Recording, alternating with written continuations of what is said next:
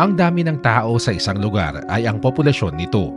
Sila ang pinakamahalagang yaman nito na magsusulong tungo sa kaunlaran at kalidad ng buhay.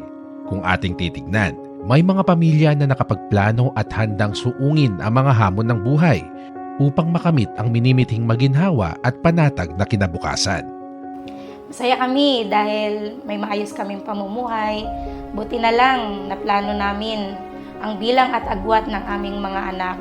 Nabibigay namin ang pangangailangan ng mga bata, malusog yung kanilang pangangatawan, at nasusuportahan namin ang kanilang pag-aaral. Ang pagkakaroon ng kakayahan ng bawat mag-asawa na planuhin ang kanilang pamilya ay isa sa mga mahahalagang aspeto na nakapaloob sa Philippine Development Plan o Ambisyon Natin 2040 na kung saan nasasaad na dapat alagaan ang mga tao at pamilya dahil sila ang pinakamahalagang yaman at pangunahing nagtutulak ng kaunlaran. Habang lumalaki ang working age population, edad 15 hanggang 64 at dumadaan sa demograpikong transisyon ang ating bansa, may pagkakataon para mapabilis ng bansa ang pag-unlad ng sosyo-ekonomikong antas at kalidad ng mga tao sa bansa. Dapat nating tiyakin na ang mga tao ay ating kapital na may sapat na mapagkunan ng kanilang pangangailangan o instrumento na magbibigay kasanayan at kaalaman sa kanila upang itaas ang kanilang level ng pagiging produktibo at makipagkumpetensya hindi lamang sa bansa ngunit sa buong mundo. Ang Philippine Population and Development Plan of Action o PPD-POA para sa 2023 to 2028 ay ang roadmap ng bansa para maging epektibo ang mga demograpikong oportunidad at matugunan ang patuloy na isyu ng populasyon at pag-unlad. Ang PPD-POA ay nagsisilbing kolaboratibong balangkas sa pagbubuo ng mga interbensyong nakasentro sa mga tao sa pagpapatuloy ng pag-unlad. Nagtatakda ito ng isang kolektibong agenda patungo sa pagbibigay kapangyarihan sa mga individual, pamilya at institusyon sa pagkamit ng kanilang mga layunin at mithiin sa pag-unlad.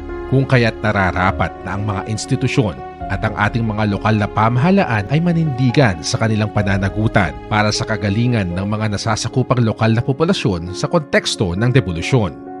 Nung una, mahirap dahil nung nagbuntis ako, nagplano kami na magsama.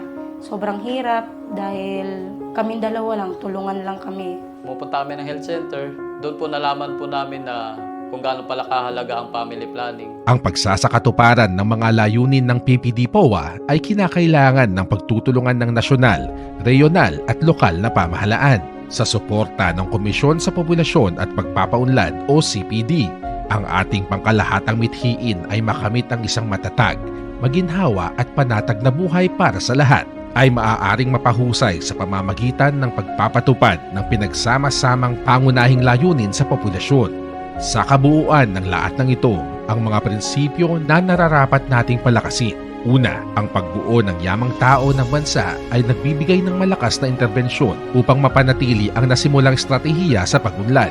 Ikalawa, nais nating pagganahin ang mga kinakailangang kondisyong sosyo-ekonomiko upang makamit ang demographic dividend. Pantayan hindi lamang ang pagbabago ng istruktura ng populasyon, kundi pati ang kalusugan, kakayahan, edukasyon ng working age population upang masiguro na mabigyan sila ng oportunidad na pang-ekonomiko tungo sa kanilang pagiging produktibo. Ikatlo, kaya't nararapat itaguyod ang inklusibo, kagalingan at pag-unlad ng populasyon mula kapanganakan hanggang sa pagtanda. Binibigyang diin nito ang kahalagahan ng pamumuhunan sa pag-unlad ng mga bata at kababaihan. Hanggang sa kanilang pagtanda ay tiyaking sila ay malusog, may edukasyon at may kakayahan para sa kanilang hinaharap. Isama ang mga elemento at estratehiya ng populasyon sa pambansa, reyonal at lokal na pag-unlad, kung saan kailangan tugunan at sama-samang paglaanan na walang maiiwan sa kaunlaran. Sa layuning ito, 8 tiyak ngunit magkakaugnay na estratehiya ang dapat ipagpatuloy. Itaguyod ang responsableng pagpaplano ng pamilya. Ang mga mag-asawa at individual ay nakakamit ang kanilang mga mithiin sa malayang pagdedesisyon tungkol sa bilang, agwat, paglimita at pag-espasyo sa kanilang mga anak na naaayon sa pagiging responsableng pagmamagulang at informed choice, pagsulong ng kalusugan at pag-unlad ng kabataan. Gawing aktibo ang sistema para sa mga kabataan upang maiwasan ang maagang pagbubuntis. Bigyan sila ng pagkakataon at kakayahan na makamit ang kanilang mga potensyal at hangarin o well-being. Suportahan ang labor force empowerment para sa aktibo at malusog na pagtanda. Bilang bahagi ng life cycle approach, ito ay sumusuporta sa pagbuo at pag-unlad ng mga mapagkukunan ng tao upang mapahusay ang kanilang kakayahan upang magamit o kumita ng sapat, mag-ipon at mamuhunan para sa hinaharap. Ang pagkakaroon ng inklusibong pag-unlad sa mga marginalized sector ng populasyon.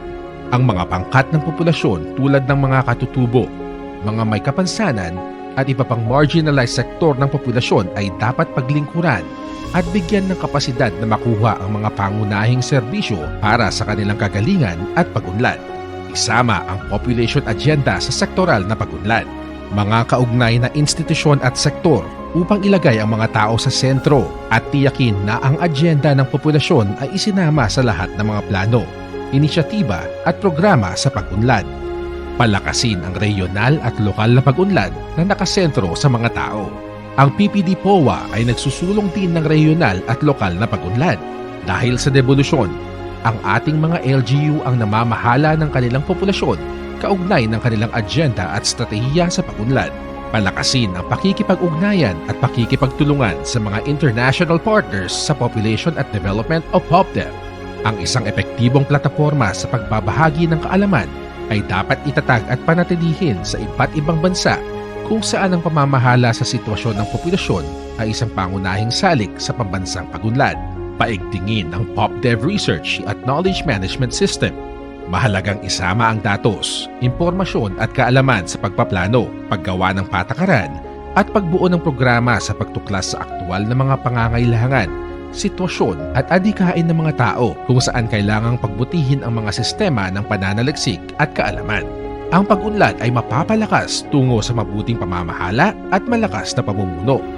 Tunay ngang ang pangmatagalang layunin ng PPD-POA ay gawing epektibo ang mga oportunidad sa demografiko at tugunan ang mga patuloy na issue at hamon sa populasyon upang maani at mapabilis ang napapanatiling inklusibong pag-unlad sa lahat ng antas. Salamat sa gobyerno at katuwang natin sila sa pag-unlad. Hindi lang sa mga individual, pati na rin sa mag-aasawa, pamilya at komunidad upang makamit ang magandang buhay. Para sa mag-asawang Romeo at Precious, kabilang sa pamumuhay ng pangarap ang pakikiisa sa mga programa ng pamahalaan.